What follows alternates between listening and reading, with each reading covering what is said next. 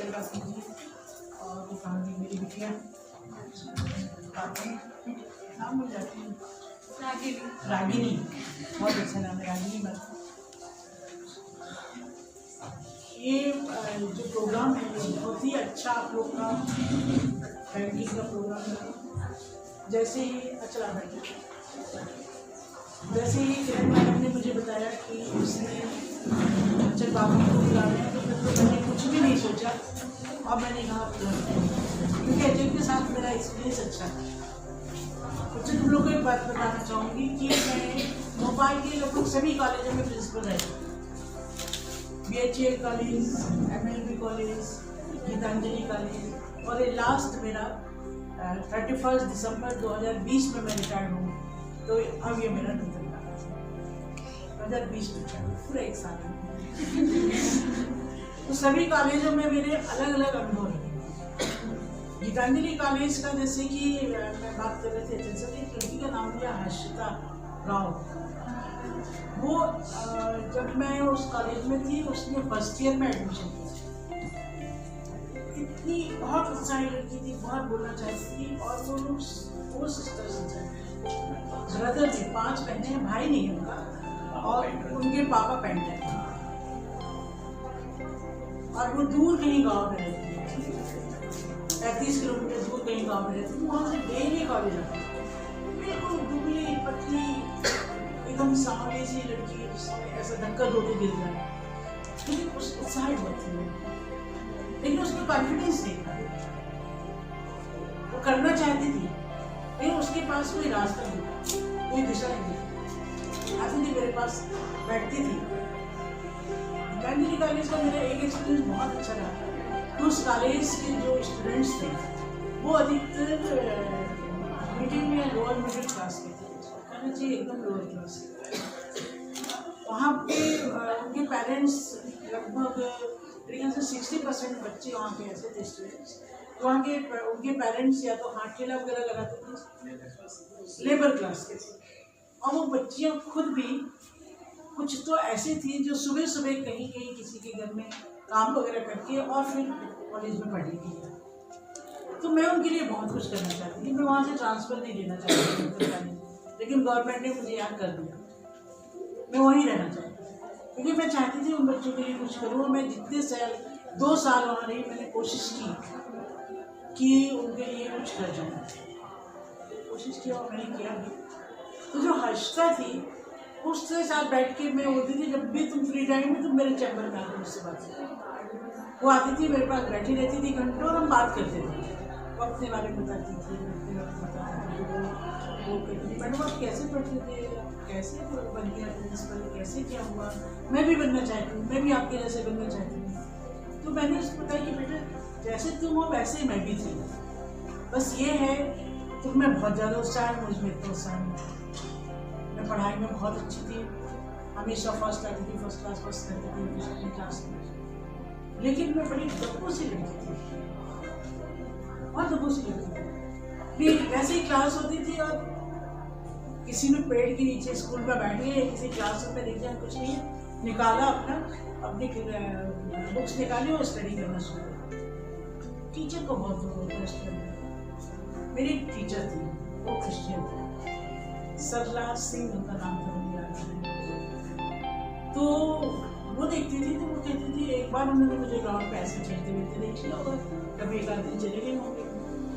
तो जैसे ही शाम को स्कूल में तो होता था, पहले बिल्कुल स्पोर्ट्स के लिए फ्री टाइम पे होता था, सबको कंपल्सरी जाना पड़ता था ग्राउंड में, और यदि मैं नहीं दिखती थी मैं उस समय बैठ जाती थी किसी कमरे में, पॉइंट्स बना रही हूँ, नोट्स बना रही हूँ, कुछ भी कर रही हूँ, ये सब करते थे।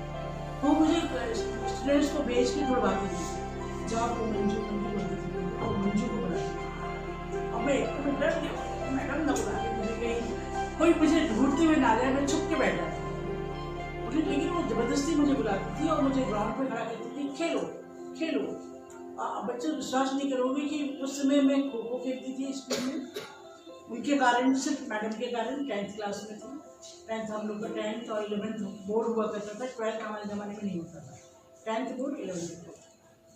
तो खो खो मैं खेलती थी, मैं वॉलीबॉल खेलती थी, मैं बास्केटबॉल खेलती थी, और मैं हॉकी खेलती थी। कि 4 गेम मैंने उनके कारण, उनके डर के कारण, गुस्सा तो बहुत आती थी लेकिन क्या करूँ, लड़कियाँ मुझे ज़बरदस्ती पकड़ के ले जाती थी, तो थोड़ा खेलना शुरू कर दिया था मैंने। लेकिन बेस्ट मेरा था वॉलीबॉल, और वॉलीबॉल में फिर जब मैं कॉलेज में गई तो फिर मैंने वहाँ पर अपनी गर्ल्स की टीम बनाई। वहाँ का कोएड कॉलेज था, और उस ज़माने में तो लड़कियों को, मैं 71 या 72 की 11th पास आउट थी, 73 में, मतलब 75 में मैंने BA कर लिया। तो उस समय पर लड़कियाँ बहुत कम, कॉलेज वाले छोटी सी जगह थी, नरसिंहपुर जगह, तो जाने को नहीं मिलता था, तो जाते थे कि जैसे कैसे करके मैंने टीम बनाई। बड़ी मुश्किल से 6, 7, 8 लड़कियों को जोड़ा, वॉलीबॉल की टीम बनाई हम लोग यूनिवर्सिटी के, और मैं यूनिवर्सिटी की उस समय की बेस्ट प्लेयर थी। मेरे पास मेडल अभी भी है। तो वो मेरे टीचर के कारण, वो उन्होंने मुझे जुड़वाया, उन्होंने मुझे पहचाना, इतनी लड़कियों में उन्होंने पहचाना। टीचर की खासियत है, तो पहचानते हैं कौन स्टूडेंट कैसा है। उन्होंने मुझे जाना, पहचाना, और उन्होंने मुझे उस टीम में डाला।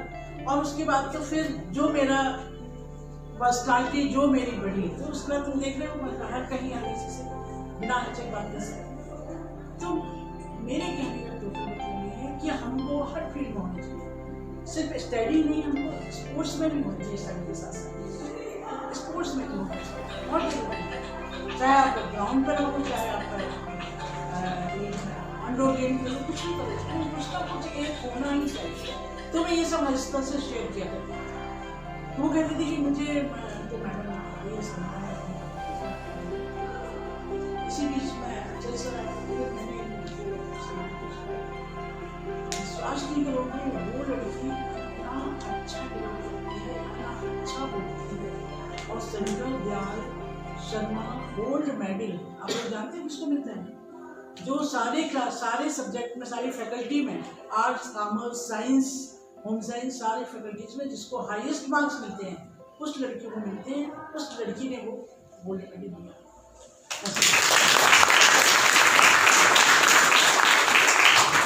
तो ये एग्जाम्पल में क्यों बता रही हूँ आप लोग को कि हम लोग व्यक्तित्व विकास के माध्यम से, हम लोग करियर गाइडेंस के माध्यम से, या गवर्नमेंट की जो दूसरी स्कीम आप लोग के लिए, बच्चों के लिए है, गवर्नमेंट इतना पैसा खर्च कर रही है, उसका हमें फ़ायदा उठाना चाहिए। हमको सिर्फ कॉलेज में आगे, और कॉलेज में आकर हमने क्लास अटेंड की या नहीं की, बहुत सारे बच्चे नहीं करते हैं, मुझे मालूम है। मोबाइल में लगे रहते हैं, क्लास को गोल मारकर यहाँ सामने वाले गार्डन में बैठते हैं, जीबी मॉल चले जाते हैं। कई बच्चे मुझे न्यू मार्केट एरिया में, कॉलेज टाइम में जाऊँ कभी न्यू मार्केट, तो मुझे न्यू मार्केट में भी मिलते हैं। MP नगर में भी मुझे बहुत से बच्चे यूनिफॉर्म पहने हुए दिख जाते हैं। तो ये क्या कर रहे हो? ये आप खुद से, अपने आप से धोखा दे रहे हो, अपने पेरेंट्स को धोखा दे रहे हो, और सबसे ज़्यादा तो आप अपने आप को दे रहे हो।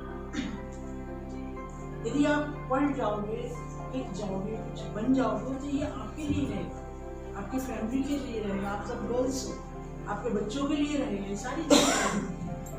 क्योंकि हम महिलाओं का, हम एक बहुत बड़ा सोसाइटी में, फैमिली में बहुत बड़ा योगदान रहता है। हमारे बिना तो कोई भी फैमिली चल ही नहीं सकती महिलाओं की।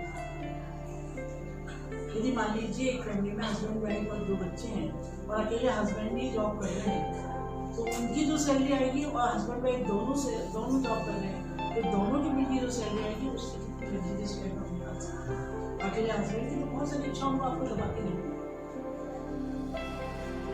केवल जॉब ही नहीं, आपको बिजनेस भी कर सकते हैं, कुछ भी कर सकते हैं।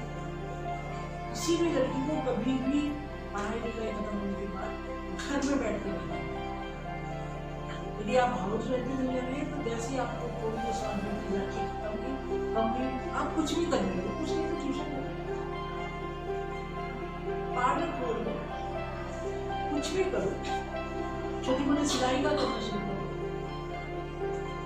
गीतांजलि में मैंने बहुत बड़ा सिलाई का सेंटर खुलवाया था, क्योंकि मुझे, मैं और ये इसका अपना ब्यूटी पार्लर के कोर्सेज में इन लोगों, क्योंकि जो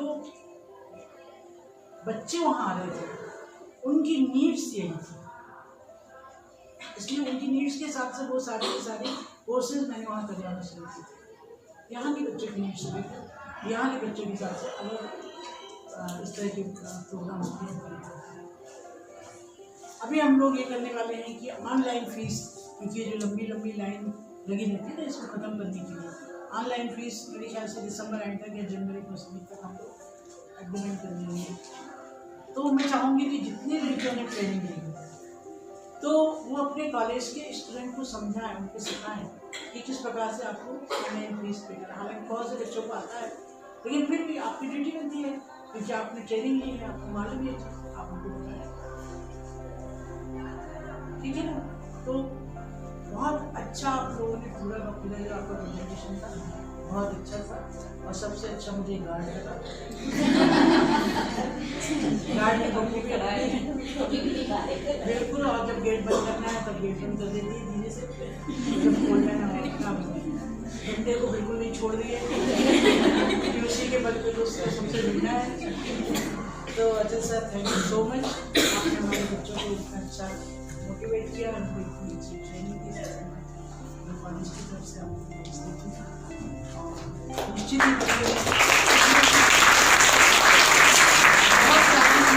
ही अचल की पर्सनैलिटी बहुत अलग प्रकार की, उनमें बहुत सारे गुण हैं। आप लोग अभी जो संपर्क में आने के बाद कुछ आप लोग को समझ में आया होगा, और आगे भी अगर संपर्क में आप रहे होगा तो धीरे धीरे समझ में आएगा, बनते ही अलग है।